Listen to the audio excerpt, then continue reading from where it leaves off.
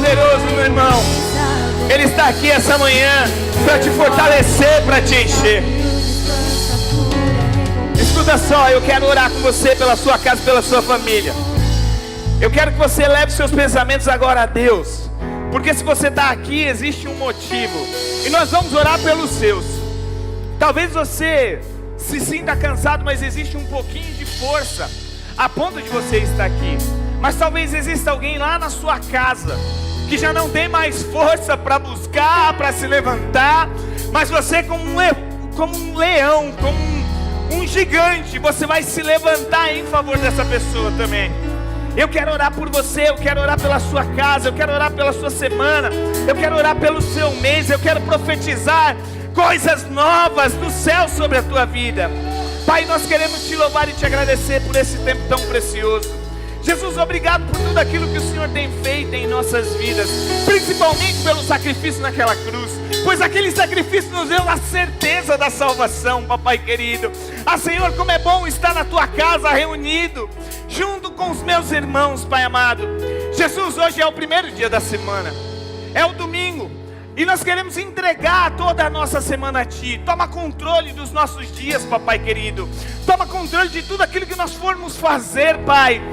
Senhor, que o Teu Espírito esteja na frente, que o Senhor acampe anjos ao nosso derredor, para que nós possamos fazer a Tua vontade. Senhor, eu quero te pedir algo especial essa manhã. Vá de encontro à casa dessa pessoa que está aqui essa noite. Só ela sabe o que está acontecendo lá dentro. Só ela sabe a situação que ela tem vivido e tem passado. Mas eu acredito em um Deus que tem poder para mudar qualquer situação. Então vai de encontro agora, Senhor, naquele lar. Entra agora, Senhor, naquele quarto escuro. Arranca todo o mal daquele lugar, Jesus. Eu declaro em nome de Jesus que a tua casa será uma casa de bênção e de prosperidade. Tudo que estiver fora do lugar, o Senhor vai colocar no lugar. Tudo que estiver faltando, o Senhor vai completar. Tudo que estiver quebrado, o Senhor vai restituir. Porque nós estamos no mês profético, e eu vivo essa verdade todos os dias da minha vida, Senhor Jesus. Não importa a situação que eu estou vivendo agora, mas eu já posso enxergar com meus olhos da fé a minha vitória e tudo aquilo que o Senhor vai derramar. O diabo muitas vezes tenta me enganar, soprando no meu ouvido que eu não vou, que não dá. Mas eu declaro, Satanás, para você ouvir bem alto: o seu destino é debaixo dos meus pés, porque aquele que me levantou é maior para cumprir todas as promessas dele na minha vida. Aleluia! Se você crê, eu quero que você aplauda Jesus. Eita, Deus maravilhoso. Aleluia. Deus é bom. Pode cumprimentar essa pessoa do seu lado e diga para ela: se prepara, toma o seu assento. Tomar o seu assento é para sentar, não é para falar para a pessoa. Mas tá bom, pastor, não explica também, né? Aleluia. Meu irmão, os 43 está pegando pesado. Eu preciso fazer uma academia, preciso mudar a minha vida, preciso colocar algumas coisas no lugar, Vitinho. Coisa não está fácil não, viu? Magrinho também cansa, Léo. Você pensa que não, né? Mas Deus é bom demais, meu irmão. Como é bom estar aqui essa manhã com vocês. E aí, Dani? E o banquinho? Nota 1000? Fechou? Trocamos ali da bateria também. Devagarzinho a gente vai fazendo as coisas acontecer, né? Falei pro Vitinho sobre o banquinho do teclado. Aí o Vitinho falou: poxa, pastor, o Dani fica ali com o senhor toda vez na ministração, né? E aquele banquinho não tem encosto na cadeira, então é ruim, né? Eu falei: puxa, é verdade, né, meu? Eu quase falei assim: eu fico 40 minutos de pé. Ele fica sentado ainda, né? Tô brincando, mas às vezes sentado, né? Aí ele falou: arruma um banquinho ali que a gente possa sentar e encostar as costas. Eu falei: de boas, quanto que é um banquinho? Quanto você imagina que é um banquinho? 100, 70, 80, 50, barato. Fui na internet, R$600, meu irmão. Eu falei: o que tem esse banco? Ele faz massagem, Daniel? O teclado, ele toca junto, né? Ele acompanha ali. Aí eu brinquei, né? Mas daí eu pensei: rapaz, não existe mais nada barato, né? Tudo é 500, tudo é 600. E não vou nem falar dessa parte agora, mas aí a gente fala sobre dízimo e oferta, né? Puxa, meu irmão, a igreja tem muito gasto, mas não é um gasto, é um investimento. E esse investimento a gente faz com prazer, porque eu acredito que tudo que a gente faz para o Senhor tem que ser com excelência, meu irmão. Se ainda a gente não consegue atingir aquilo que a gente quer, que a gente pode, a gente vai fazer o melhor com aquilo que a gente tem. E na sua vida deve ser assim também. Não é aquilo que você pode ter ou comprar, mas aquilo que você já tem, você tem que usar para ser o melhor na sua vida, né? Isso é ter um princípio de excelência na sua casa. Eu acredito que em breve nós vamos estar num lugar maior, Dani. E aí sim, o banquinho não vai ser só o banquinho, vai ter massagem para você, né? Vai ser uma bênção em nome de Jesus. Glória a Deus. Meu irmão, eu quero pedir 20 minutinhos da sua atenção. Eu quero ser bem breve nessa ministração, mas eu quero ser bem incisivo naquilo que Deus tem para falar ao seu coração, ministrar ao seu coração. Eu quero que você pegue a sua Bíblia, eu quero que você abra lá no livro de Lucas, no capítulo 9. Eu quero ler o versículo 18 até o 24 com você. Eu acredito que Deus ele vai ministrar os nossos corações poderosamente essa manhã. Não aquilo que nós queremos ouvir, porque às vezes ouvir coisas boas nos motiva, mas o que cura, o que transforma é aquilo que nós precisamos ouvir. Jesus ele nunca amenizou. Se você lê em todo o Evangelho, ele nunca passou a mão na cabeça de ninguém, de um pecador ou de alguém que estava fora da sua vontade, desalinhado. Muito pelo contrário, ele sempre foi em confronto a isso, porque ele entendia que é assim que muda as pessoas. E eu quero ler um versículo com você que fala um pouco sobre isso. E eu dei um tema para essa ministração. Se tiver aí, e ontem eu escrevendo ela, eu diz assim: a cruz é um caminho sem volta. E isso é muito forte. Não sei se você é cristão, se você está visitando a igreja pela primeira vez, independente disso ou não, mas a cruz, ela é um caminho sem volta. Aquele que aceita Jesus, aquele que reconhece, aquele que ouve a sua voz, ele não volta mais para trás. Aquele que tem um encontro verdadeiro com Jesus, não tem como ele voltar e querer mudar as coisas. Por isso que eu dei esse tema. Lá em Lucas capítulo 9, versículo 18 ao 24, está escrito o seguinte: certa vez Jesus estava orando em particular, e os seus discípulos estavam com ele. Então lhe perguntou: quem as multidões dizem quem eu sou? Para os seus discípulos. E eles responderam: alguns dizem que és João Batista, outros dizem que o Senhor é Elias, ainda outros, um dos profetas passados que ressuscitou agora. Versículo 20, Jesus faz uma pergunta direta para os seus discípulos: e vocês? Quem dizem que eu sou? O que vocês acham? Pedro imediatamente, o mais, eu posso dizer, ansioso, ele era assim. Ele, antes de qualquer um responder, ele disse o seguinte: o Senhor é o Cristo, o Filho do Deus vivo. Aí Jesus advertiu severamente todos os discípulos, dizendo: não contem isso para ninguém. Tipo dizendo para Pedro: Pedro, você tem toda a razão, você descobriu. Eu sou Jesus, o Filho de Deus que veio para salvar a humanidade, mas não contem isso para ninguém. E aí ele continuou dizendo: o Filho do Homem tem que sofrer muitas coisas e ser rejeitados pelos anciões, pelos chefes dos sacerdotes, pelos mestres da lei, ser morto e ressuscitado no terceiro dia. Jesus dizia isso a todos: se alguém quiser vir após mim, negue-se a si mesmo, tome diariamente a sua cruz e siga-me. Pois quem quiser salvar a sua vida, vai perder. Mas quem perder sua própria vida por minha causa, esse o salvará. Versículo 25, ele completa dizendo: pois que adianta o homem ganhar o mundo inteiro e perder-se ou destruir-se a si mesmo? A cruz é um caminho sem volta, meu irmão. E isso até dá uma conotação de: meu Deus, e agora? Mas é uma grande verdade que nós devemos entender. Assim como a sua vida, ela não volta para trás, né? Ela só vai para frente. Servir a Jesus também deve ser da mesma maneira, sem volta. E nós estamos vivendo esse mês profético, onde nós dizemos: nada quebrado, nada faltando e nada fora do lugar. Sim ou não? E você está fazendo isso na sua vida? Vou abrir um parênteses aqui. Você está pelo menos procurando? Quem aqui está com a película do celular quebrada? Eu também. Levanta a mão, quem está com a película do celular quebrada? Então, peraí, ó, quanto que custa uma película de celular? 20? Tá caro, meu Deus. O Mercado Livre é mais barato, procura lá. Vamos comprar em quantidade, sai mais barato ainda. Então, faz uma lista, cada um tem um celular. Mas a verdade é essa. A gente ministra muitas vezes sobre nada quebrado, nada faltando, nada fora do lugar. Isso é rema para minha vida, eu vou viver tudo isso. Na minha casa, irmão, esse dia eu estava percebendo, a lâmpada está pendurada, já faz 6 meses que eu moro lá.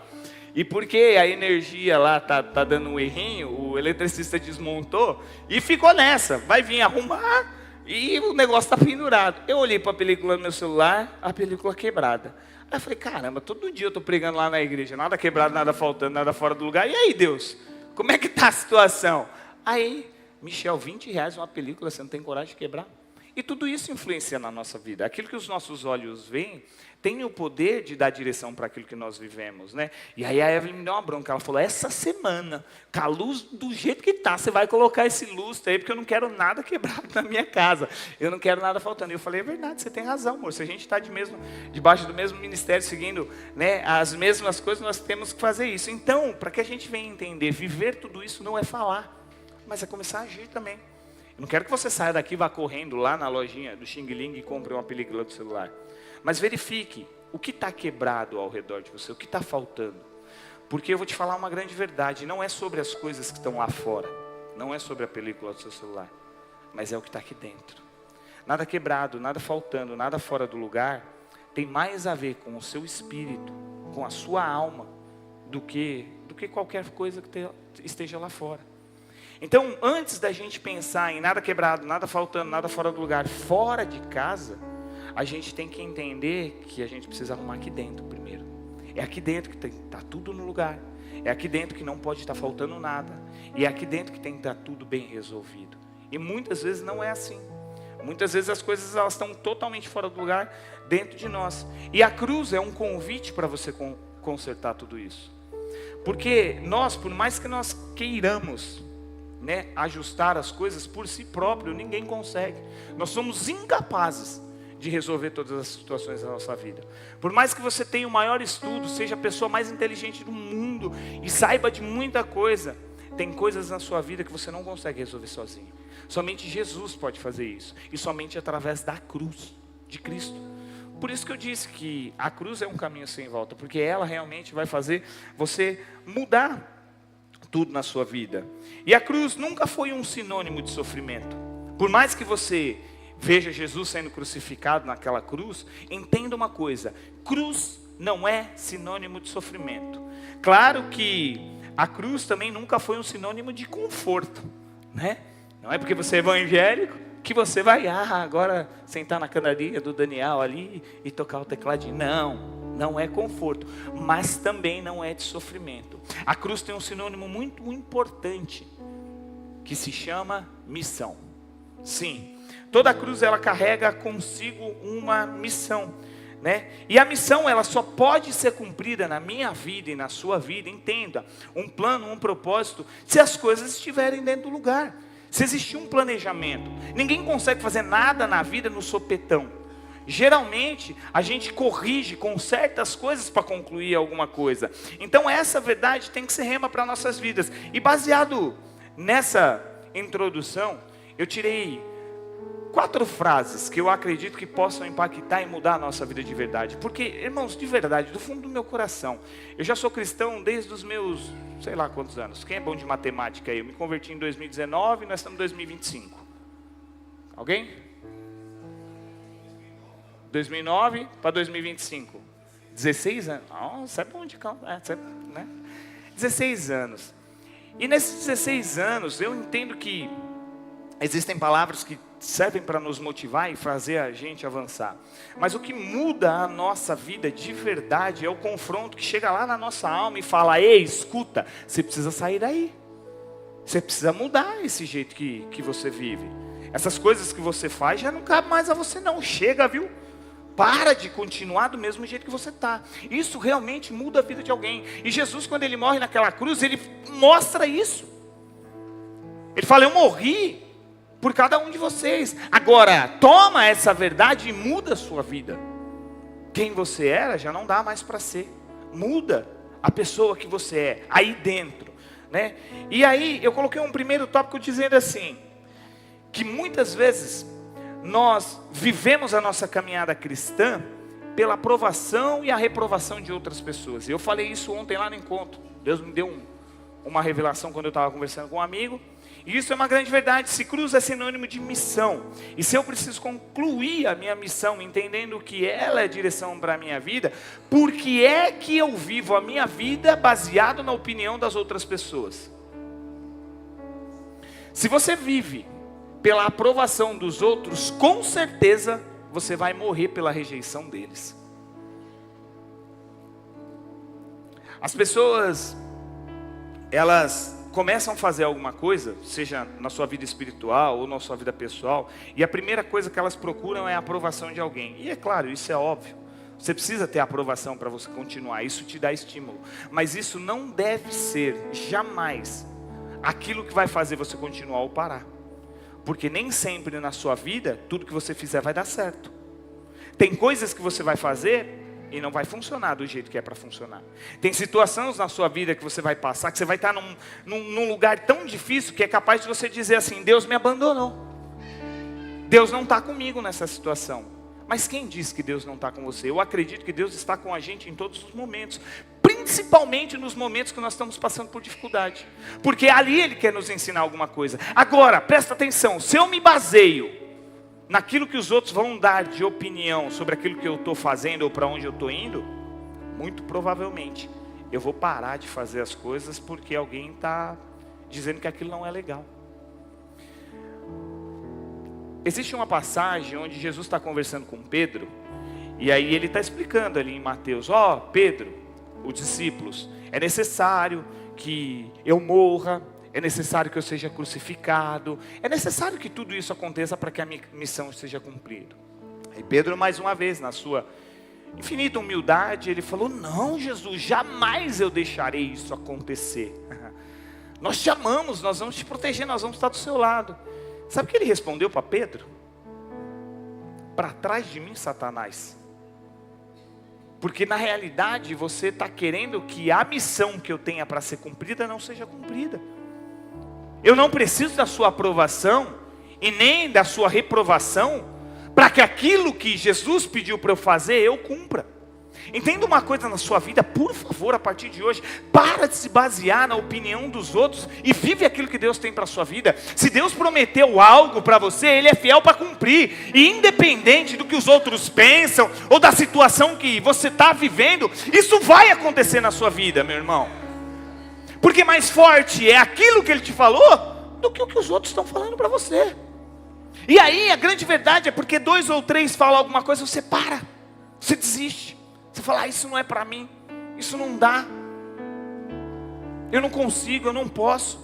Se baseie em Jesus, quando Ele falou, independente daquilo que eu vou viver, a missão vai ser cumprida. O propósito que Deus me deu aqui nessa terra, eu vou cumprir. Jesus, mas você vai sofrer, não me interessa. Mas você vai ser humilhado, não me interessa. Aquilo que está gravado dentro do meu coração é mais forte do que qualquer opinião de qualquer pessoa. Eu não estou aqui para agradar ninguém. Eu vim aqui para salvar pessoas. Eu vim aqui para mostrar a verdade no coração dessas pessoas, que eu sou o único que posso fazer alguma coisa. Se você acredita ou não, aí já é um problema seu. Então, eu e você, baseado nisso, precisamos entender que aquilo que Jesus nos chamou para fazer é muito maior do que qualquer opinião de qualquer pessoa. E aquilo que você faz na sua vida, seja um sonho, um projeto, algo que você almeja, coloca isso como prioridade e para de ficar ouvindo as outras vozes dizendo que você não é capaz. Ou muitas vezes, como eu já falei, olhando para trás para ver se o seu passado condiz com aquilo que você pode viver. Jesus está te garantindo isso. E é você que tem que entender isso na sua vida e falar, a partir de hoje, eu vivo tudo aquilo que Deus prometeu para mim. Aí, muitas vezes, o problema é que nós enterramos os nossos sonhos. Porque alguém falou que não ia dar certo. Ou porque você viu que aquilo que você queria fazer, alguém tentou e não conseguiu. Aí a sua base para que aquilo venha dar certo na sua vida é o quê? Olhar para os outros, ouvir a opinião dos outros. Meu irmão, Eu imagino Deus lá do céu olhando assim: Rabião, eu já prometi, só segue o caminho, continua firme, não para, não desiste.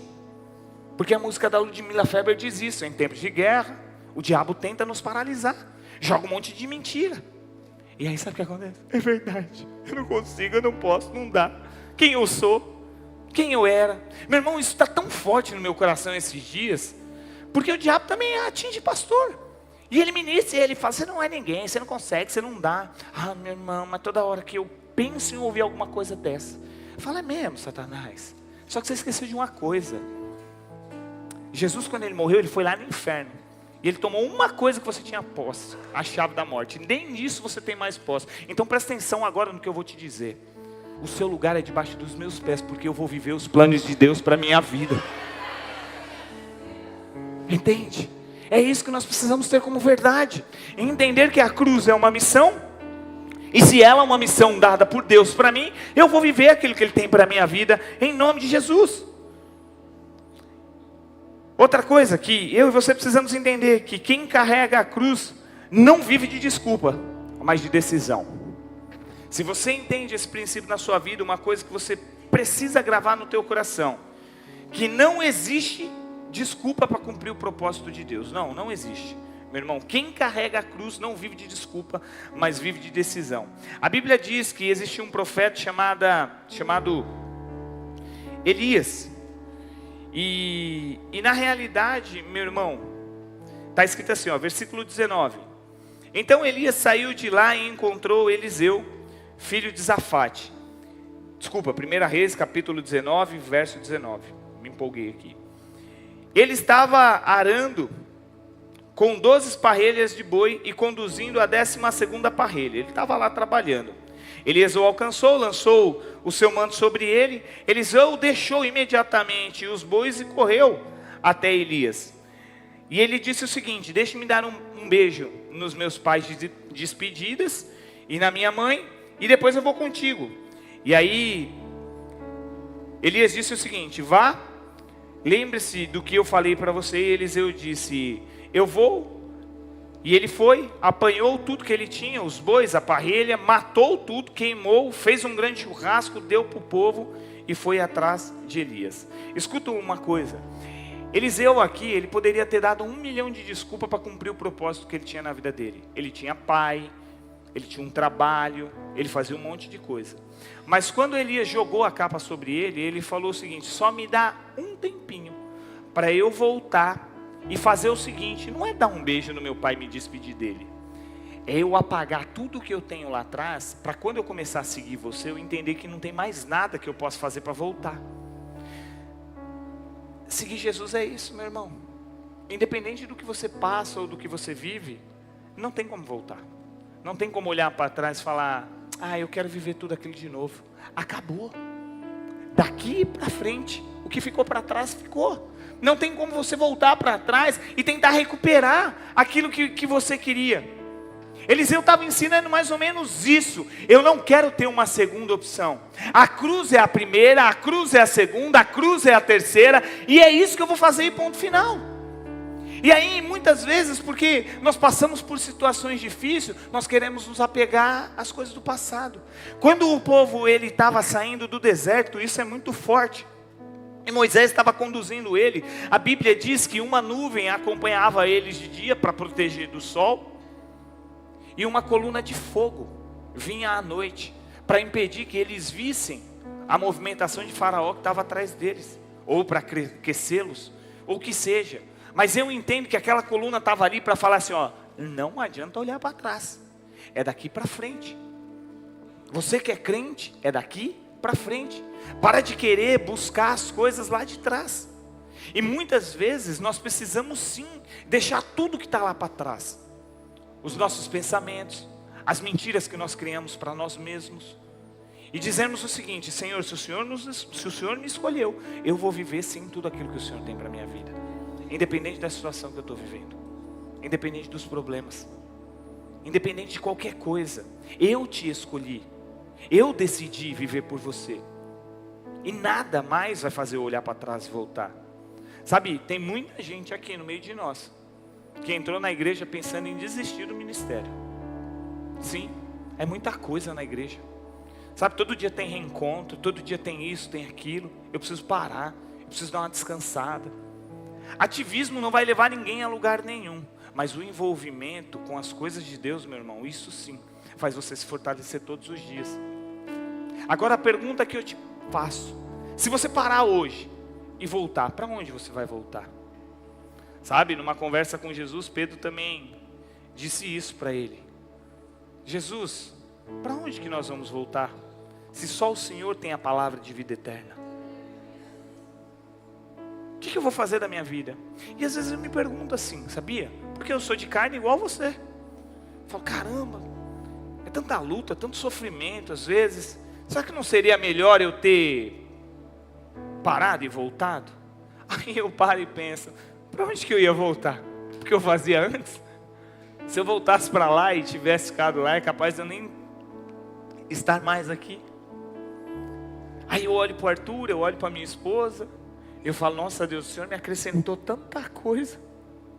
Quem eu era, o que eu tinha e para onde que eu estou indo. Então para mim não tem segunda chance. Não tem como olhar para a cruz e falar, dá para eu voltar. Escuta, não dá mais. Se apega no alvo que é Cristo.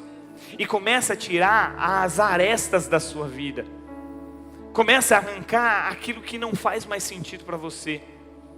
Porque não adianta você continuar querendo olhar para frente e buscando alguma coisa do seu passado. Jesus, ele tem algo muito maior, muito poderoso para a sua casa, para a sua família. Mas você precisa entender que você precisa buscar tudo isso. Então a partir de hoje, dessa ministração, o que ficou para trás ficou. O seu alvo é Cristo, é a cruz, e é para lá que você vai. Seja você um supervisor, um líder, um auxiliar, um membro da igreja. Existe um chamado sobre a tua vida, e esse chamado vai ser cumprido. E todas as vezes que você cumprir esse chamado, a bênção de Deus, ela vai se derramar sobre as pessoas que estão em volta de você, meu irmão, porque é assim que acontece. É assim que acontece. É desse jeito. E aí Eliseu, ele larga tudo que ele tinha, ele fala, tá bom Elias, vamos embora. O que tem para fazer? Tamo junto. E eles vão, e eles seguem desse jeito. E a grande verdade, meu irmão, que a cruz, ela muitas vezes requer de nós a renúncia, para que nós venhamos deixar, como eu disse, tudo aquilo que ficou para trás. Filipenses, Paulo escreve para eles dizendo o seguinte: esquecendo-me das coisas que ficaram para trás e avançando para as que estão adiante, prossigo para o alvo, a fim de ganhar o prêmio chamado celestial de Deus em Cristo Jesus. Mais ou menos dizendo, não tem como eu voltar para trás, não tem como eu parar. E sabe uma coisa que mata cristão dentro da igreja? De verdade, as pessoas, elas não saem da igreja porque elas se decepcionam com Jesus. Eu pelo menos nunca ouvi ninguém que saiu da igreja. Por que você saiu da igreja? Porque Jesus me prometeu um negócio e não cumpriu. Eu nunca ouvi ninguém falar isso. Se você ouviu, me conta aí, né? Mas as pessoas, muitas vezes elas saem da igreja por causa de outras pessoas. E sabe um dos motivos que fazem as pessoas deixarem o evangelho? A mentira. A fofoca. Pastor, mas o que tem a ver tudo isso com... Tem tudo a ver. Porque todos nós, muitas vezes, nós queremos viver da nossa velha criatura. E a velha criatura, ela gosta. E ontem eu até brinquei lá na mesa do reencontro. Eu sou muito brincalhão, meu irmão. Eu falei, todo mundo gosta de uma fofoquinha aqui. Quem não gosta de uma fofoquinha? Aí fala a verdade, irmão. Alguém fala uma fofoquinha. Como é? Quem? Aonde? Não vai falar aqui não. Não, eu não, pastor, eu sou o santo. Mentira. Você pode não gostar, o seu espírito pode não gostar, mas sua velha criatura, ela gosta. E isso, muitas vezes brincando, afastam as pessoas da igreja. Existe uma história, e eu ouvi uma vez, que eu acho muito interessante. Existia um homem, né? Ele tinha um cavalo. E aí o diabo foi lá, eu não sei se você já ouviu, soltou esse cavalo, desamarrou o cavalo.